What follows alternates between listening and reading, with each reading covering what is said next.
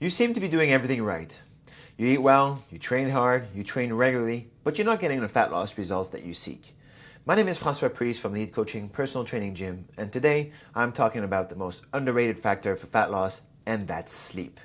Sleep is by far one of the most underrated factors to improve health, to improve fat loss, gaining muscles, sports performance, and improving cognitive abilities. Optimal sleep is so important that it's one of the first things that we work on with clients. Did you know that it's during your sleep that your body regenerates itself? The two main parts of sleep. The first part is for physical repair, and the second part is for psychological repair. Experts say that people who sleep less than 7 hours per night can lead to brain damage over time, memory loss, and it's also linked to Alzheimer's disease.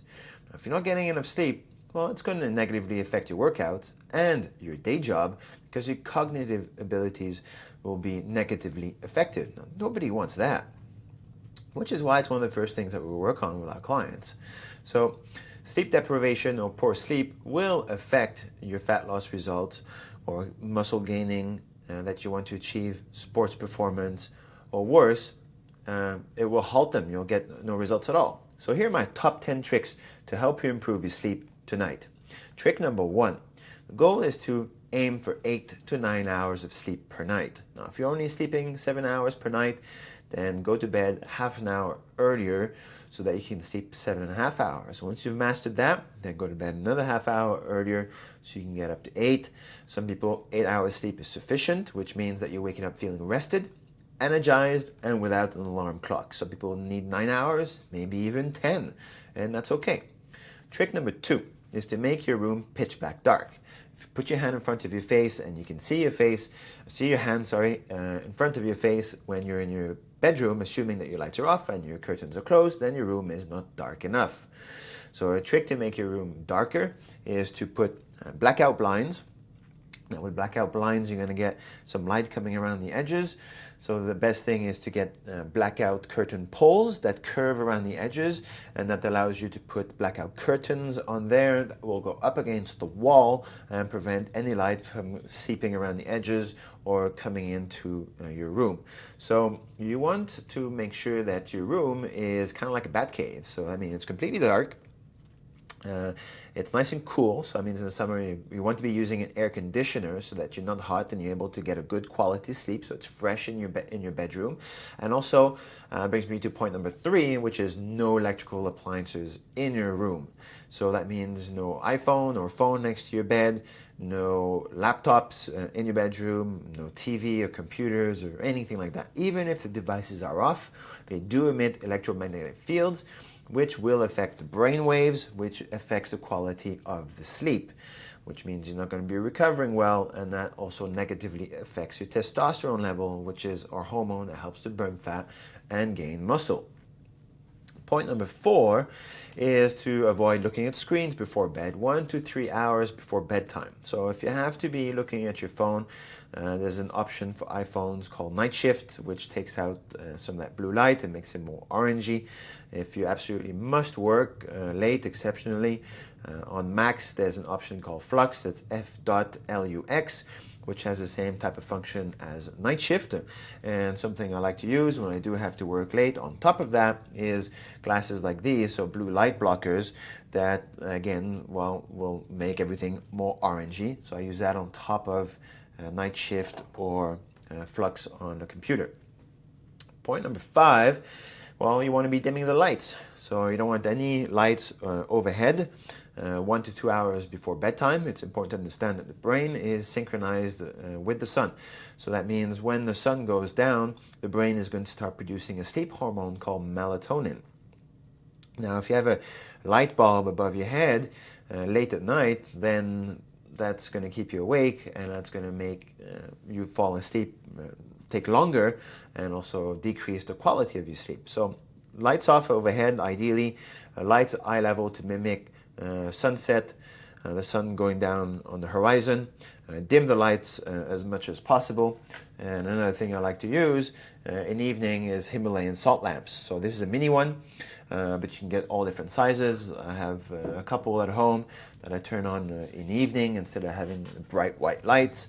So that kind of, it's orangey color, it's more calming, kind of mimics the sunset if you want. So that's a great thing to have in the evening. Point number 6 is to give yourself 2 to 4 hours before bed from eating. So give your digestion a break. When you're sleeping, you can only do one thing at once. You can't do 2 things at once. So that means digesting and sleeping at the same time at night will negatively affect your sleep and your digestion. So point number 7, if you drink coffee in the afternoon, then stop drinking coffee in the afternoon. Start drinking coffee earlier rather than later. Coffee is awesome. It's really good. It's healthy. But if you're taking it too late and it's affecting the quality of your sleep, you want to be taking your coffee earlier. So as an example, when you put your head on your pillow, you should be falling asleep within 5 minutes. If it takes more than that, then you do have a sleep issue that needs to be fixed, in my opinion.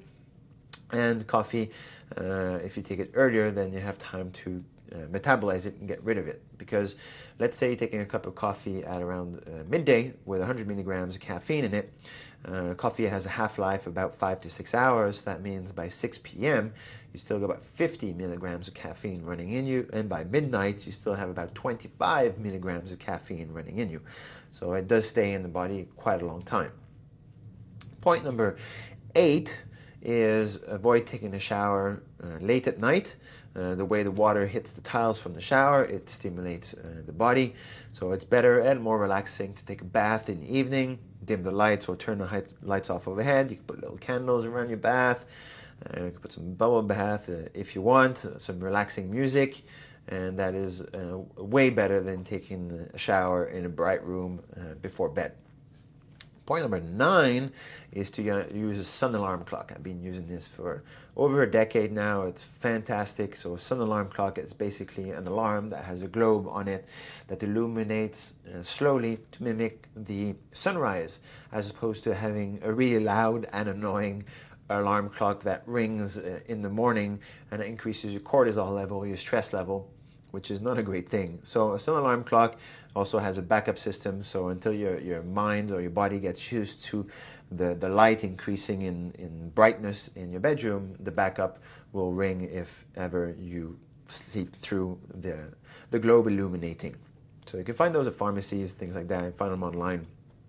Point number 10 is to supplement with quality magnesium so you can get better sleep. It helps you get deeper sleep, but also fall asleep quicker. So beware, not all supplements are created equal. If you buy a cheap magnesium from the pharmacy, will often not be absorbed very well and act more as a laxative rather than a relaxant. And even if you do take a quality magnesium supplement, different types of magnesium have different roles, and some will be more relaxing and some can be a little bit more stimulating. I've had trainers come to see me for consultations and they've had issues sleeping and even taking a quality supplement, but they just weren't taking the right type of magnesium at the right time for them. So that was affecting how long it would take for them to fall asleep, but also to stay asleep at night.